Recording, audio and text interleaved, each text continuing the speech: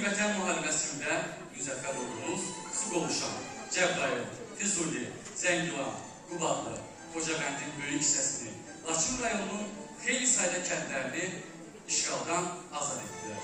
Noyabr ayının 8-də isə Qarabağın tacı, Xarı Bülbülün vətəni Şuşa işğaldan azad olundu. Bu, misli görünməmiş bir tarixi qələbədir. Bu, hər tarixində hələ uzun illər öyrəniləcək tarixi bir hadisədir. Həmin tarixi gün Şuşaya Azərbaycanın 3 rəngli bayrağı sancıldı. Azərbaycan çıxış edir Mayıs rəqs qrupu, qrupun rəhbəri Hüseyin Səlimov.